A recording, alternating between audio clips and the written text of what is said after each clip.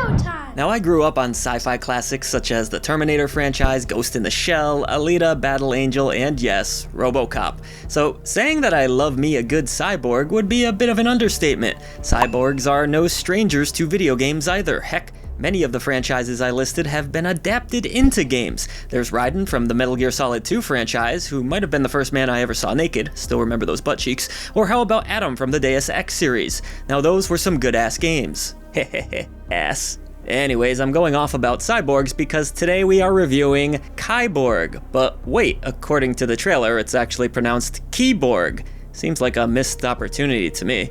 But is KIBORG a great little roguelite beat-em-up, or is it the equivalent of playing Final Fight Streetwise? Nothing could be that bad, but let's find out in our full review.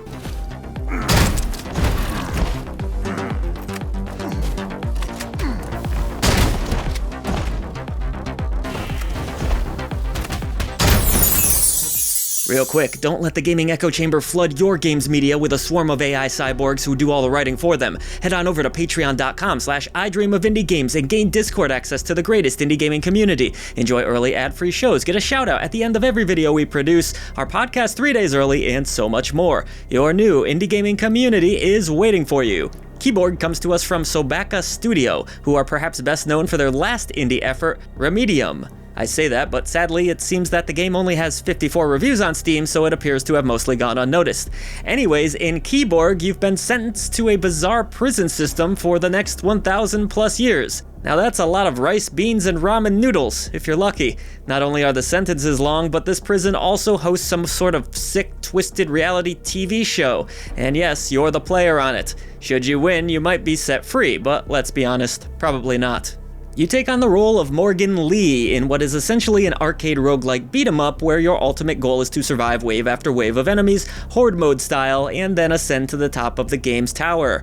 You'll encounter robots, thugs, and even demons as you battle your way to victory with kicks, punches, and gunfire. Kick, punch, it's all in the mind.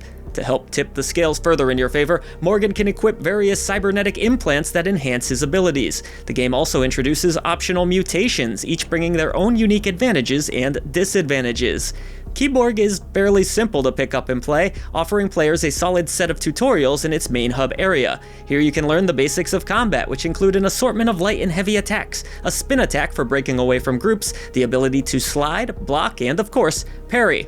Players can also equip a main weapon to bring into battles, as well as a secondary gun that can be fired with the press of a button. Your AI friend, who strangely doesn't animate when talking to you, will occasionally spout useful hints, and honestly, she's pretty handy. The hub area also allows players to see how many weapons have been acquired throughout runs. They can track achievement progress here as well, and most importantly, perform upgrades. Through each unsuccessful run, Morgan earns currency that can be spent to bolster his many abilities and stats. Much like any other game with rogue elements, progression is slow, but eventually you'll be strong enough to climb further and further up the tower. Yep, it's another one of those.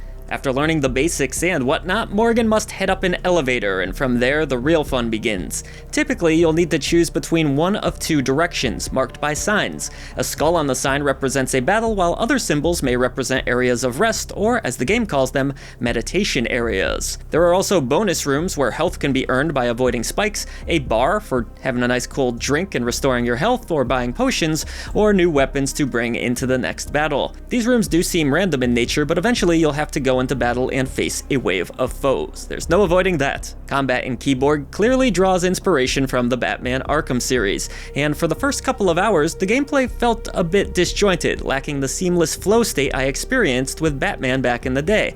However, it became clear that targeting enemies by holding down the left bumper, assuming you're using an Xbox controller, is key to improving your performance. Once I adjusted, I found myself leaping between foes, striking with a range of combos, and finishing them off with special attacks with relative ease. While the combat never quite hits the heights of the Arkham games, it's functional and offers a variety of moves to experiment with, and mixing in some gunplay is admittedly kinda cool. Mastering the parry mechanic is particularly vital, requiring precise timing as the enemy's alert meter flashes above their head. Though the process of getting comfortable with the controls demands some patience, achieving a solid rhythm and flow state is definitely possible. Where the game does stand out a bit from the crowd is with its implants, which are earned after each successful completion of an arena. Typically, it will be necessary to choose between one of 3 upgrades, each offering fun new abilities to aid you, such as adding burning flames to your dodge ability or enabling you to teleport entirely. It becomes important to carefully read what each implant does, and the same applies to optional mutations, which always come with a downside. I appreciated the element of strategy that both systems brought to the game. Other abilities, such as a more powerful metallic punch and healing, require energy which can be restored through dishing out damage. Refilling ammo, interestingly enough, works in a similar fashion, where the more you beat on foes, the more bullets you get back. The core gameplay loop of KIBORG is fun, at least for a while. It gets relatively old after, say, 5 to 6 runs. Progression is pretty slow, and the first few battles start feeling too easy to go through repeatedly. While the combat attempts to introduce some interesting variations, there's not much to break up the monotony of constant battles. In an arcade-style beat-em-up, you're often treated to fresh scenery, engaging story beats, and the ability to enjoy the game with a friend. In KIBORG, it's single-player only. The story never gets much more compelling than being barked at by the host of the game show, and although the game introduces new enemies as you progress, some requiring different strategies, I felt pretty burnt out by the time I reached them. You'll see the same tired streets and laboratories ad nauseum. Of course, your experience may vary depending on your tolerance for rogue elements in games, but ultimately, despite making some small strides, I found myself bored with the game after a while, and not all that compelled to go for that one more run. Visually, KIBORG looks okay. The arenas aren't the most detailed I've seen, but the enemy designs, animations, and some of the effects all look reasonably modern. My favorite visual touch is how your character model changes with each new upgrade, turning him into more of a cyborg as you progress. The game does cut some corners, as I alluded to earlier, with certain character artwork not animating at all when it feels like it should. However, it ran very nicely on my 4070 without any major performance issues, aside from the occasional small bug here or there with the enemy AI. Sound design is decent too, with no standout musical compositions, but some pretty nice sound effects. Booming explosions will rattle your subwoofer, and the sound of steel on flesh is delightfully satisfying. Voice performances are a bit campy, but fun enough, especially the game's host, Volkov, who endlessly badgers you throughout. Factoring everything, KIBORG looks and sounds solid. There's plenty of game here, but whether players will endure far enough to unlock everything is unclear. For me, while I appreciate the assortment of weapons, the different difficulty options that can be unlocked, and the many types of upgrades available, KIBORG burned me out sooner than I would have liked. There's some fun to be had with the combat, but it's not quite compelling or refined enough to carry the entirety of a game.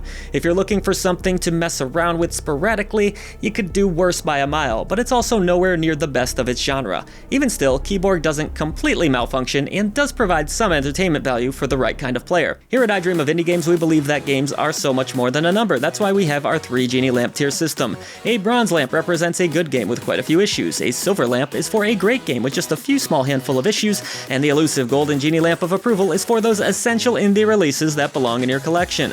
We also have the rusty lantern for mediocre titles that have just a faint glimmer of hope, and the dreaded Indie Krampus for the ones you should avoid. And with all of that said, I'm gonna let KIBORG skate by with the bronze Genie Lamp of approval.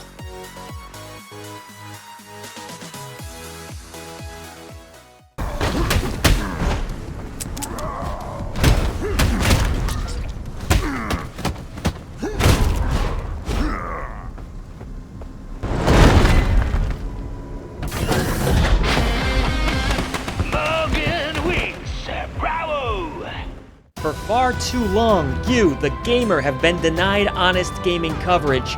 Indie developers and publishers have lost their voice, but no longer. Like the video, subscribe to the channel, and head over to patreon.com/idreamofindiegames to join this epic campaign for indie visibility. The echo chamber trembles as our message grows louder. Voice to the voiceless.